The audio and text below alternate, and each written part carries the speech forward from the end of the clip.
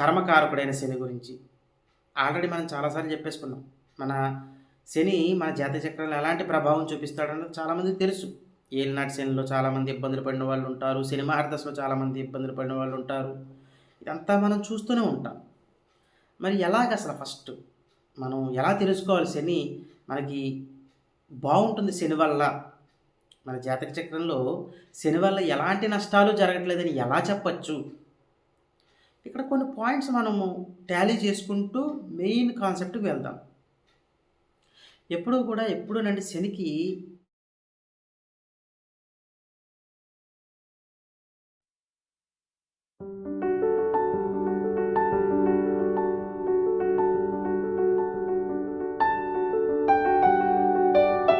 శ్రీ మాధవానంద గురుభ్యో నమః, శ్రీమాత్రే నమః. శ్రీ మాధవానంద భక్తి యూట్యూబ్ ఛానల్ ప్రేక్షకులకు నమస్కారం. ఇక ఈరోజు మనం విశేషంగా ఒక కొత్త విషయం గురించి తెలుసుకుందాము.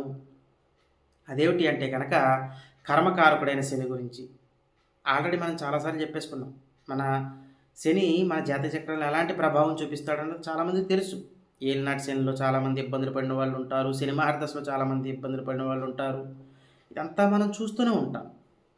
మరి ఎలాగసలు ఫస్ట్ మనం ఎలా తెలుసుకోవాలి శని మనకి బాగుంటుంది శని వల్ల?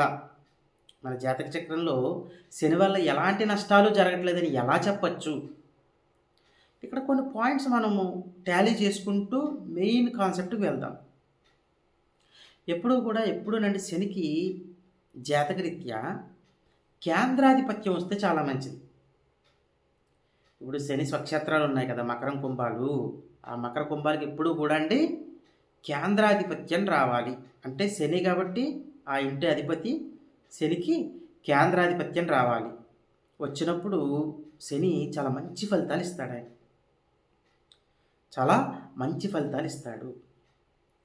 ఇక్కడ శని కారక స్థానాలు కూడా తెలుసు మనకి, అష్టమ వ్యయస్థానాలు.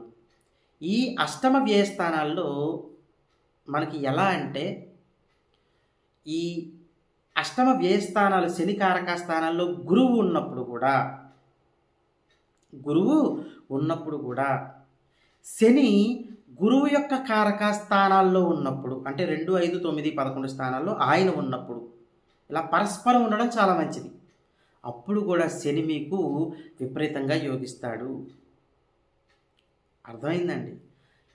ఇంకా ఎలా చెప్పుకోవచ్చు శని గురించి అంటే కనుక, శని యోగకారకుడైనప్పుడు కూడా మంచి ఫలితాలు ఉంటాయి శనికి. కానీ ఎప్పుడు శనికి గురు దృష్టి కలిగి ఉండడం అన్నది మంచిది. అంటే గురువు కంట్రోల్లో అప్పుడు శని ఉంటాడు. మీకు అర్థమైందండి? గురు కంట్రోల్లో శని ఉండడం జరుగుతుంది.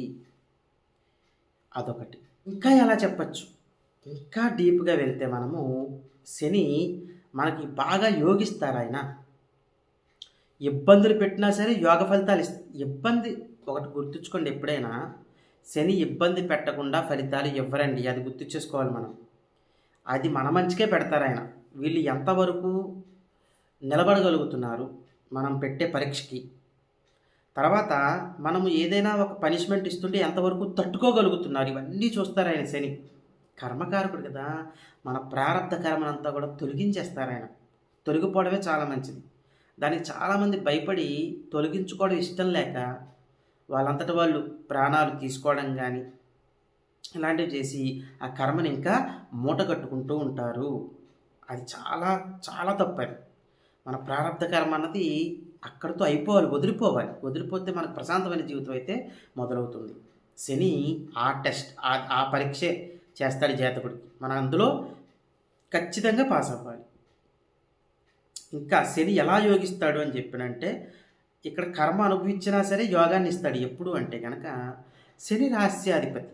శని ఏ రాశిలో ఉన్నాడో చూసుకోండి. శని రాస్యాధిపతి ఎవరో చూడండి. ఆ శని రాస్యాధిపతికి శనికి సంబంధాలు చూసుకోవాలి. అంటే ఆ ఇద్దరికి కూడా మంచి రిలేషన్ ఉండాలి. మంచి రిలేషన్ అంటే ఇక్కడ ఎలా ఉండాలి? వాళ్ళిద్దరూ కూడా పరస్పరము కోణాల్లో ఉండాలి. అంటే ఎలాగా? శని పంచమంలో ఉంటే శని రాస్యాధిపతి భాగ్యంలో ఉండడం కానీ, అంటే 5, 9 స్థానాల్లో ఇద్దరు ఉండాలి.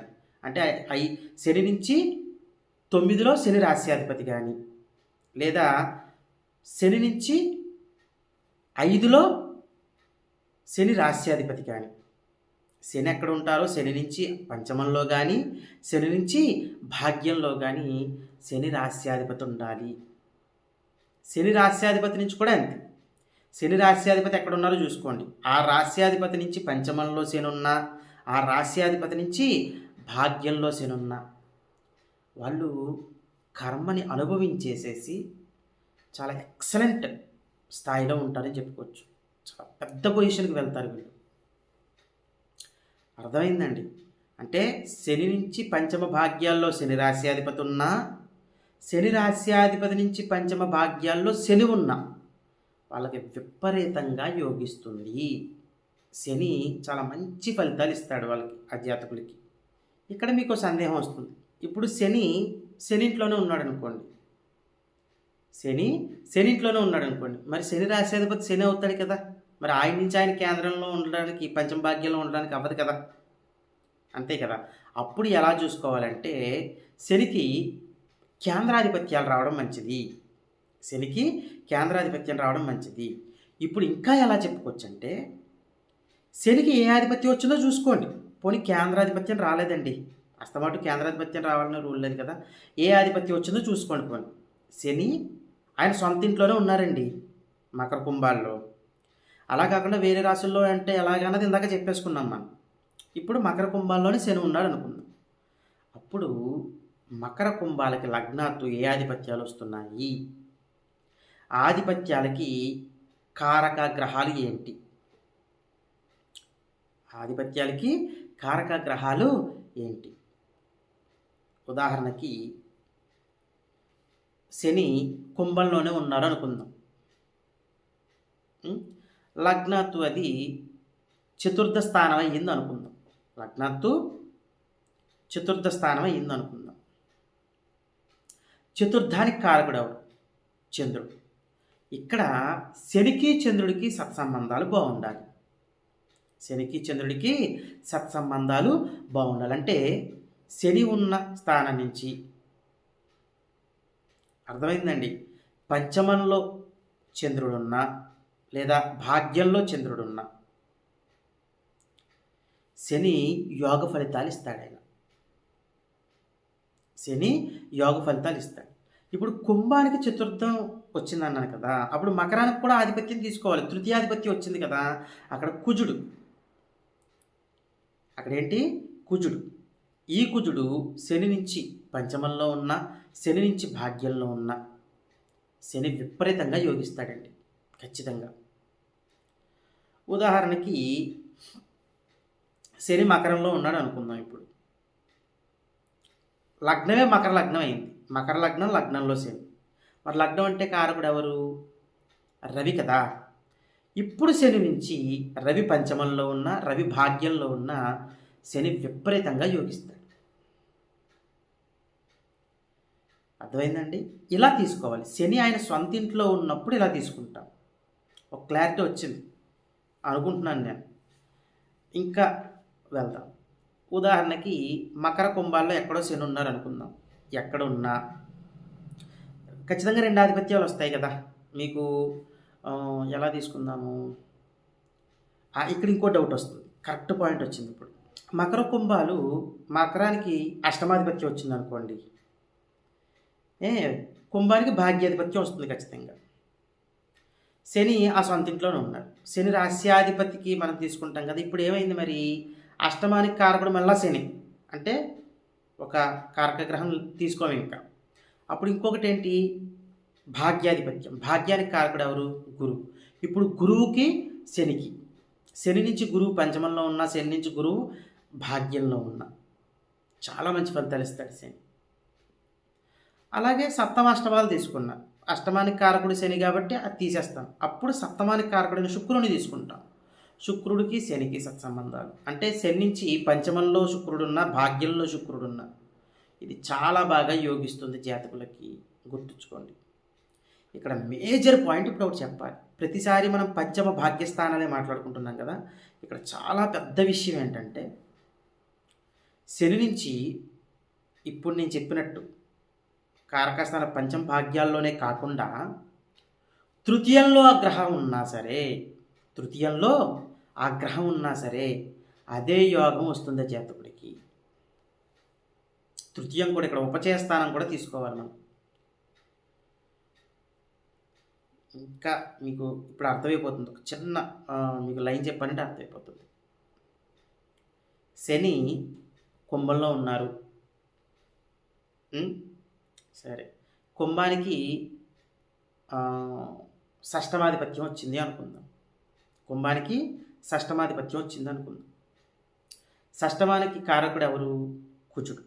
ఆ కుజుడు శని నుంచి పంచమంలో ఉన్న శని నుంచి భాగ్యంలో ఉన్న శని యోగిస్తాడని చెప్పేసుకున్నాం. అంతేకాకుండా శని నుంచి తృతీయంలో ఉన్నా సరే శని విపరీతంగా యోగిస్తాడు. చాలా మంచి ఫలితాలు ఉంటాయి. వాళ్ళు ఎంత సంపాదించాలి అనుకున్నా సంపాదించుకుంటారు. న్యాయబద్ధమైన సంపాదన. ఇక్కడ శనికి అన్యాయం అంటే పడదు, గుర్తుంచుకోండి. చాలా న్యాయబద్ధంగా చాలా మంచి సంపాదన సంపాదించుకుంటారు జాతకులు. ఇది గుర్తుంచుకోవాల్సిన పాయింట్స్. మీరు ఎప్పుడు శని ఆయన సొంత ఇంట్లో ఉన్నప్పుడు ఆయన రాస్యాధిపతి ఆయన అవుతారు కదా, మరి అప్పుడు లగ్నాత్తు ఆయన రాస్యాధిపతులకి ఏ ఆధిపత్యాలు వచ్చే తీసుకుంటాం. ఆధిపత్యాలకి ఏ వచ్చే తీసుకుని ఆ ఆధిపత్యాలకి సంబంధించిన కారక గ్రహాలు ఏంటో తీసుకున్నాం. సింపుల్ పాయింట్, కాన్సెప్ట్ మొత్తం అయిపోయింది. ఇలా ఉంది అంటే కనుక శని మీకు చాలా బాగా యోగిస్తాడు.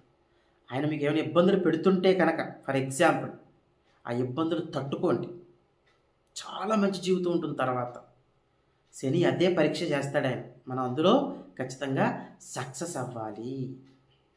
ఇక ఎవరికైతే శని వల్ల ఇబ్బందులు ఉంటున్నాయో, తట్టుకోలేకపోతున్నారో, వాళ్ళకి తట్టుకునే శక్తి లేదు. అందరూ తట్టుకోలేరు కదండి. అది చెప్పేసినంత ఈజీ కాదు. ఇప్పుడు నేను ఇక్కడ కూర్చొని చాలా ఈజీగా చెప్పేస్తాను, ఇలా ఉండాలండి, ఇలా తట్టుకోవాలి అని చెప్పి. అది అందరి వల్ల అవుతుందా? కష్టం కదా. చెప్పడం ఈజీ, అనుభవించే వాళ్ళకి తెలుస్తుంది ఆ కష్టం అన్నది. అది నాకు తెలుసు, అంతే కదా. అనుభవించే వాళ్ళని మేము చూస్తూ ఉంటాం కాబట్టి కళ్ళారా మాకు తెలుస్తూ ఉంటుంది. మాతో మాట్లాడుతూ ఉంటారు కాబట్టి జాతకాలు చూసేటప్పుడు మాకు తెలుస్తూ ఉంటుంది వాళ్ళు ఎంత అనుభవిస్తారన్నది. కొంతమంది ఏమీ లేకుండానే వాళ్ళు కంగారు పడిపోతుంటారు. వాళ్ళ గురించి నేను మాట్లాడను. నిజంగా ఎవరైతే ఇబ్బందులు పడుతూ ఉంటారో, కష్టాలు పడుతూ ఉంటారో శని వల్ల, వాళ్ళ గురించి చెప్తున్నాను నేను. అలాంటి జాతకులు చేసుకోవాల్సిన పరిహారాల దగ్గరికి వచ్చినట్లయితే, మీరు యథాశక్తిగా అండి ప్రతి శనివారము కూడా సుందరకాండ పారాయణ చేసుకోండి. సుందరకాండ పారాయణ ఇది మీరు ఒక్కసారి మొదలు పెట్టండి. ఒకసారి శని మీకు ఎంత యోగిస్తాడో మీరే చూసుకోండి. ఇది ఎలా చేయాలి అంటే, ఫస్ట్ మీరు ఆంజనేయ స్వామివారి ఆలయానికి వెళ్ళి ఆంజనేయ స్వామివారికి 16 ప్రదక్షిణలు చేసి ఇంటికి వచ్చి సుందరకాండ పారాయణ మొదలు పెట్టాలి. ప్రతి వారము అలాగే చేయాలి. మీరు టైం పడుతుంది మరి సుందరకాండ పారాయణ అంటే, 1.5 గంట ఈజీగా పడుతుంది. ఇలా చేస్తూ ఉండడం లేదు, ఒక బ్రాహ్మణ్ణి పిలిపించుకోండి. అమావాస్య తర్వాత వచ్చే మొదటి శనివారము మీరు వెళ్ళి 16 ప్రదక్షిణలు చేసేసి బ్రాహ్మణుడితోటి సుందరకాండ పారాయణ ఒక్కసారి చేయించుకోండి. మిగతా వారాలు ఉంటాయి కదా, మిగతా వారాలు మాత్రం మీరు ఆంజనేయ స్వామి వారి ఆలయానికి వెళ్ళి 108 ప్రదక్షిణలు చేయండి. సుందరకాండ పారాయణ అవ్వట్లేదు కదా అక్కడ, మీకు 108 ప్రదక్షిణలు చేస్తారు. బ్రాహ్మణ్ణి తీసుకొచ్చుకుంటారు, అమావాస్య తర్వాత సుందరకాండ పారాయణ చేసుకుంటారు. ఇలా చేస్తూ ఉండడం వల్ల శని యొక్క నెగిటివ్ రిజల్ట్స్ తగ్గుముఖం పట్టి మీకు చాలా మంచి ఫలితాలు వస్తాయని చెప్పుకోవచ్చు. ఇవన్నీ చేసుకుంటూ మీరు సంఘంలోనూ సమాజంలో మంచి పేరు సంపాదించుకుంటూ మీ కుటుంబ సభ్యులతో సుఖశాంతులతో జీవించాలని కోరుకుంటూ సర్వే జనా సుఖినో భవంతు. శుభం.